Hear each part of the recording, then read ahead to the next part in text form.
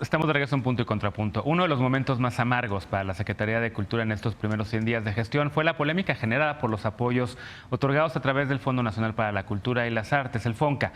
Según algunos creadores, la dependencia busca acabar con este fondo, pero las autoridades culturales reviran y dicen que buscan diálogo y acercamiento entre artistas y población. Veamos el contexto. El pasado 10 de marzo, 44 colectivos postulantes del programa México en Escena dirigió a la secretaria de Cultura, Alejandra Frausto, una carta criticando lo que llamó el intento constante de la dependencia por destruir al Fondo Nacional para la Cultura y las Artes. Aunque la misiva reconoce que es una institución perfectible, con rezagos e inequidades, los firmantes destacaron que, de 157 proyectos que habían solicitado participar en el programa, solo 13 habían aprobado la fase administrativa, es decir, el 8.7% del total. También expresa su oposición a los discursos institucionales que la descalifican por completo, que acusan de corrupción sin pruebas y que propician un clima de descrédito y hasta de linchamiento contra artistas que son o han sido apoyados por el FONCA. A la misiva se sumaron las protestas de críticos y creadores por el diagnóstico realizado por el director del FONCA, el escritor Mario Velatín, según el cual en 30 años de existencia el FONCA recibió 128,000 solicitudes de beca, pero solo se entregaron 22,000 apoyos, 63% de ellos en la Ciudad de México. El 12 de marzo Velatín renunció al cargo y Marina Núñez Vespaslova fue nombrada encargada de despacho. Una semana después, la Secretaría de Cultura convocó a artistas, creadores y profesionales de las artes a participar en mesas de trabajo para dialogar y mejorar los estímulos que se otorgan a través del fondo. Núñez Vespaslova dijo que la dependencia buscará una mayor exhibición de las obras para socialización y el acercamiento de los creadores con sus audiencias y que haya una mayor participación de los estados, así como la inclusión para creadores con discapacidad y en las lenguas originarias. Añadió que las 4 convocatorias que tradicionalmente se abren en el primer trimestre del año se lanzarán luego de las mesas de trabajo a más tardar el próximo 15 de abril. Respecto al programa México en Escena, el 22 de marzo se dieron a conocer los 48 beneficiarios. Punto y contrapunto. Segundo tema a discutir esta noche, podemos continuar incluso retomando un poco de lo que mencionaban ya en este primer bloque, sobre todo el tema, la pregunta que te hacía Gina, ¿qué pasa con los tiempos de la instrumentación de todo lo que platicabas en este primer bloque? Bueno, la primera parte del diagnóstico se dio durante el periodo de transición, ahorita estamos en la segunda, que es contrastación en campo, y esa está sucediendo y va a suceder todo el año, y a partir de, algunas cosas ya se reactivaron desde el mes de febrero, sobre todo el tema de semilleros creativos, niñas y jóvenes en agrupaciones de formación artística comunitaria, y a partir de mayo empieza el despliegue territorial en los 720 municipios. Esos son los tiempos. A partir de mayo. ¿Con esto te quedas contenta, satisfecha? A ver, con el tema de Isaac, porque es muy interesante lo que menciona acerca de la educación artística y porque es algo que también es algo que nos preocupa mucho. Es decir, por un lado, digamos, estructuralmente, el propio Centro Nacional de las Artes, el CENART, ahora está mucho más pegado con el Instituto Nacional de Bellas Artes. Es decir, porque ahí hay ciertas duplicidades, hay duplicidades en el programa académico de la Cineteca con el del CCC, estamos juntando, es decir, estamos fortaleciendo cada uno de los programas académicos al interior, y por el otro lado, estamos trabajando, se está trabajando con la SEP, para toda una línea de educación artística en todas las escuelas del país y fortaleciendo y descentralizando. Precisamente el programa de teatro escolar, por ejemplo, que ahora tiene sede en Colima, pues es como ir buscando otros centros estatales de las artes que dependen del INBA y fortalecer el tema de educación artística también por vocaciones regionales y disciplinares. Claro. Y articulados con programas como el de STER, es decir, como empezarle a dar mucho más, una cascada de coherencia a todo lo que se hace en la Secretaría, porque estaba desarticulado. Eso hay que decirlo. La Secretaría era básicamente un archipiélago donde cada una de las dependencias hacía programas que a veces se parecían o podían dialogar entre ellos y no dialogaban. Y ahora, digamos, una de las puntos muy claros de la secretaria Alejandra Frausto ha sido, si no se dialoga y si no se hace todo en conjunto, no se hace. Y creo que eso es interesante. ¿Sí? Bueno, Lucina lo anunció, CENART, INBA y Vinculación Cultural. A través de Cultura Comunitaria estamos trabajando en la conformación de una red nacional de educación artística. Esta red nacional tiene su parte no formal con los semilleros creativos, pero se va a articular con las casas de cultura que no tienen muchas veces un programa artístico, ¿no? Pierden su vocación artística y en las casas de cultura sucede todo menos actividades de arte y cultura. Y entonces en esta relación con municipios y con casas de cultura se va a activar esta red nacional. Y se van a dar abasto.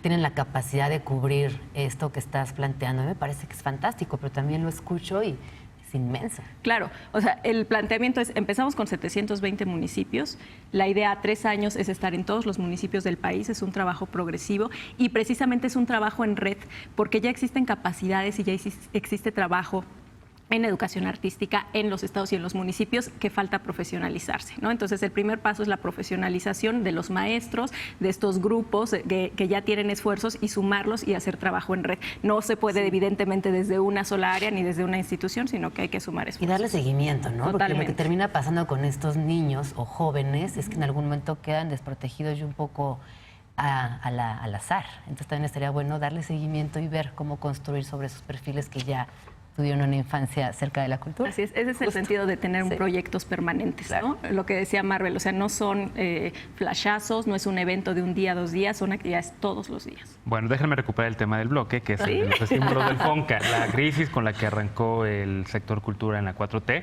con la renuncia de Mario Velatín, que algunos decían fue el primer caído del sexenio, este funcionario que se encargaba de dirigir eso. Tú recibiste estímulos por parte del FONCA, ¿verdad? Sí, en un par de ocasiones fui parte de este programa de jóvenes creadores y conozco muy bien a gran parte de la comunidad artística, particularmente dentro del gremio de las artes visuales, que es el área en la que me toca desarrollarme. Pero bueno, creo que ya estaría un poco de más hacer una recapitulación de lo que pasó con el tema de Mario y que básicamente pues obedeció a una muy mala estrategia de comunicación entre la institución y el sector. De algún modo creo que pues se menospreció el músculo y la fuerza y la bravía con la que el sector sale a defender las cosas que le parecen importantes.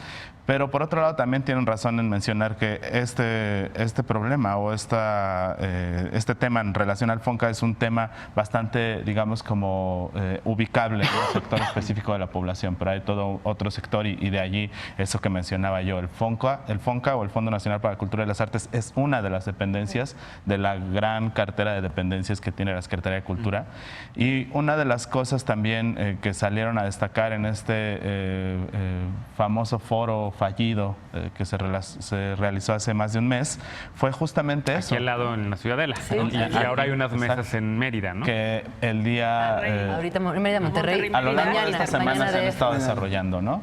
Y bueno, uno de los temas que saltó también justamente fue que en sus inicios el FONCA siempre tuvo una dirección hacia ser también un espacio de formación, ¿no? Y el programa Jóvenes Creadores en particular opera de ese modo, ¿no? El programa Jóvenes Creadores es un programa formativo, atiende a un sector de la población que asume el riesgo de dedicarse a las artes y con ese riesgo pues también asume esta responsabilidad que se tiene como creador y este estímulo... Déjame tenerte, ¿por qué riesgo dedicarse a las artes? Pues siempre ha sido un riesgo, no es un tabú. O sea, es un riesgo en términos sociales, es un riesgo en términos económicos.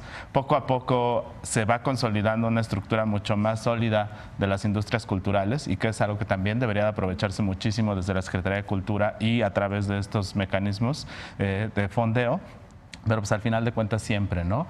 Tampoco es un secreto que la mayoría de los creadores llevan una vida doble, una vida de Batman y Bruno Díaz, en la que por las mañanas dan clases y por las noches hacen arte, o viceversa, y que también pues tienen un papel como muy relevante dentro de estas, digamos, como consolidaciones o representaciones a nivel nacional de lo que es México como cultura. Y tan solo en el programa Jóvenes Creadores, pues ese día se hablaba de la cantidad innumerable de escritores cineastas, artistas visuales, todos los que quieran ver en cualquiera de los espacios de exhibición han pasado de alguna manera por ese programa, ¿no? Entonces, Antonio, eso quiere decir que tiene buenos indicadores también, ¿no? ¿Qué le contestaría? Sobre todo a todas estas críticas que hacía de a lo mejor fue una falla en la comunicación entre el programa y el FONCA, el arranque que pues, fue un poco desafortunado en ese sentido.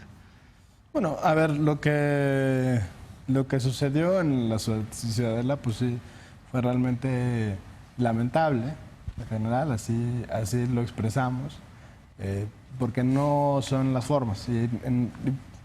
Dicen que las formas es fondo también, ¿no? Entonces... Diplomacia, sí. En cultura ahora también. En cultura ahora también. Pero, es decir, fue un episodio lamentable. Ya la nueva titular del fondo, Marina Núñez, ha dicho, bueno, ponemos en pausa el diagnóstico que se presentó en aquella mesa, que es un diagnóstico que además en ese momento insufló a la comunidad porque era un poco sorpresivo, aunque ponía, digamos, puntos sobre la mesa y que me parece que es, digamos, de una manera mucho más abstracta y menos institucional, poner estos asuntos sobre la mesa sí nos obliga también a pensar que no, digamos, ¿por qué no es válido imaginar otras instituciones desde otros lugares con otras premisas, ¿no? Es decir, creo que en ese sentido es buen ejercicio lo que detonó ahora estas mesas que están ocurriendo, que ocurrieron en la ciudad de Monterrey, en Mérida, ahora en la Ciudad de México, pues retomarán. Es decir, porque ya cuando pones ese elefante sobre la mesa, pues lo que pasa es que cuando vas a los estados, escuchábamos en la transmisión de Mérida, pues gente que nunca había tenido acercamiento con el FONCA.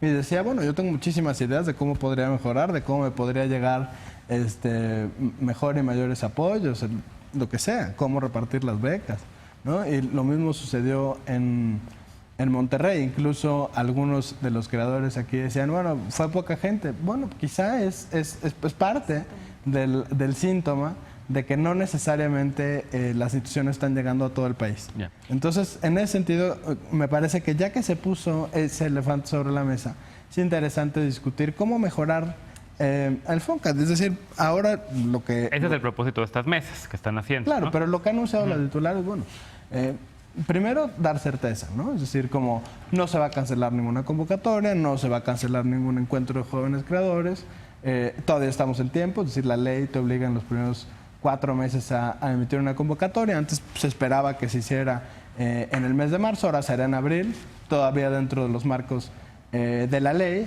Pero mientras, digamos, no perdamos este impulso que, aunque empieza con un tropezón, quizá, pero este impulso sí creo que debe ser aprovechado para discutir en serio a las instituciones. El FONCA, por fortuna, es una institución que ha sido creada por los propios artistas y administrada por los propios artistas y que tiene una serie de reglas que se han impuesto la comunidad cultural para crecer y profesionalizarse. Es una de las pocas instituciones nobilísimas de la Administración Pública Federal y me parece que aún con esas características positivas vale la pena también ver en qué puede mejorar la institución, siempre con el diálogo con la comunidad. Bueno, nos pasamos ya de tiempo a este bloque. Quiero recuperar un poco más en el siguiente, unos minutitos más para concluir el tema del FONCA, porque también nos queda todavía, por supuesto, que hablemos de tu programa que encabezas tú, que es el de Cultura Comunitaria, ¿no? Vamos a una pausa. Regresando de esta, volvemos justo con ese tema. La cultura llegará a 720 municipios violentos en el país. Regresamos a Punto y Contrapunto.